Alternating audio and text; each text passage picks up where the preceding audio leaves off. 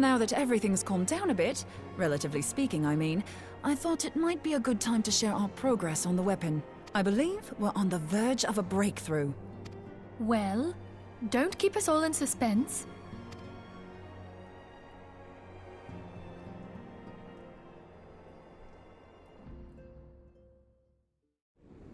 Just in case anyone's forgotten, let's start by reviewing what we already know. So, an Ascian is an immortal because its soul doesn't return to the ethereal realm when its host is defeated. Instead, it flees to the place that lies between our world and the void. Therefore, the first step to permanently defeating an Ascian is preventing its soul from making this journey. And if you recall, when we last gathered here, I had verified that white auracite has adequate capacity to entrap the beings, albeit only briefly. Which left the small matter of their extermination. Aye. To unmake an Ascian soul, one must needs smite it with a concentrated burst, or blade, of purest ether. However, we wanted for both the data and the means to forge such a weapon. Short of experimenting on an actual Ascian, you see, there's no way to gauge how much ether its soul is made of.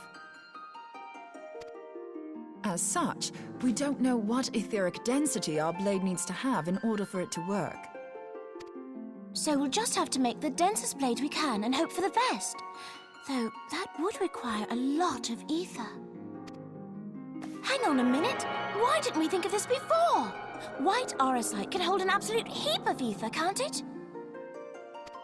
Please tell me you're joking. God's sakes, Ida. I feel as though I'm reliving the same scene over and over with you. How many times do you need to be told that white auracite cannot store ether for long periods? Being intangible matter, ether is given to dispersion. Only in its crystallized form is it a stable source of energy. I will test you later on this, so see to it you do not forget. Right, yes. It's all coming back to me. So our hopes rest on good old crystals again, do they? While they are certainly reliable, they leave something to be desired in the area of portability. Indeed. I am reminded of the quantity of corrupted crystals required to thwart Leviathan, and the extraordinary lengths to which the Lamentsons went to transport them. What if it should prove that a similar quantity was needed to destroy an Ascian's soul? Or still more? I do not envy the poor sod who has to lug all of that around, on the off chance that an Ascian appears. That's the very problem we set out to solve. And I reckon we've found the answer. If it isn't practical to lug around the ether we need, we'll just have to draw upon another source. And the only viable source is the land. If you mean to tap the Great River of Ether, know that it will entail considerable risk. Meddling with the currents may well induce a surge like to the one which despoiled Mordona. Give me a bit more credit, will you? Why would we need to tap the river when there are veritable reservoirs jutting out all over the land? Aye, I speak of corrupted crystals.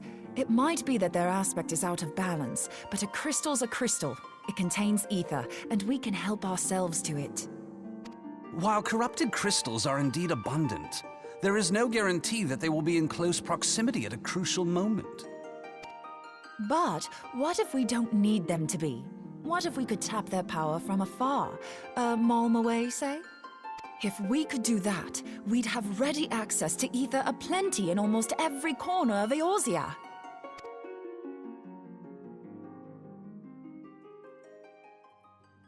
I've yet to put my theories to the proof, but I've got a good feeling about this. If no one has any objections, I'd like to see where this avenue leads. If you think it worth your while, you have my blessing. But tell us, what are your theories? I, for one, am most eager to understand the process, however vaguely. I thought you might say that, but no one wants to listen to boring old theories all day, do they? I know I don't. So with your permission, I'd like to try something a bit more hands-on. I've already built an etheric siphon especially for this purpose, and I've been meaning to try it out. Thing is, the profusion of corrupted crystals in Mordona makes it something of a high-risk testing ground. If anything goes awry with the siphon, it would be better if it didn't happen within spitting distance of quite so much ether. Ideally, I need an isolated specimen. Does anyone know where I can find one? May I suggest northern Thanalan? There you will find corrupted crystals of middling size, standing a reasonable distance apart. Ideal for your needs, I should have thought. Oh, and if you do elect to visit the place, I should be much obliged if you would assist me in another matter while you are in the area. Has something happened? Movement has been observed at Castrum Meridianum.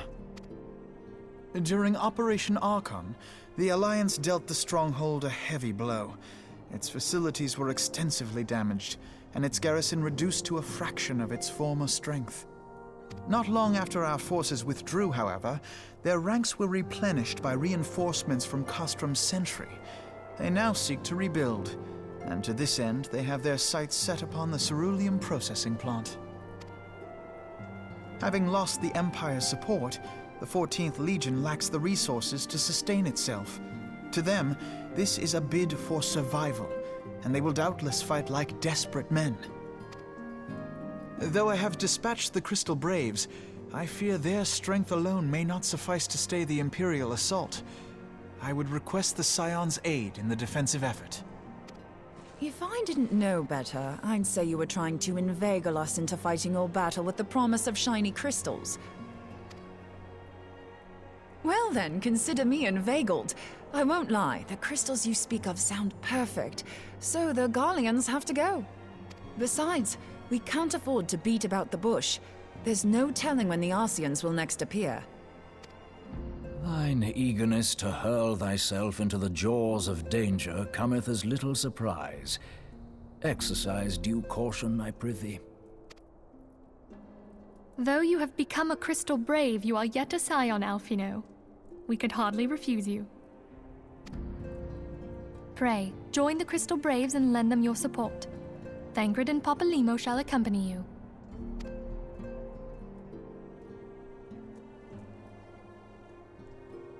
Ida and Y'shtola, in the meantime I would have you assist Moonbreeder. Scout out the crystal clusters, that the testing may commence as soon as the Garlean threat has been eliminated. If it please you, I shall continue mine own experiments on white auricite. Thank you, Urianger. Everyone, pray see to your preparations and depart as soon as you are able. Go well, and be safe.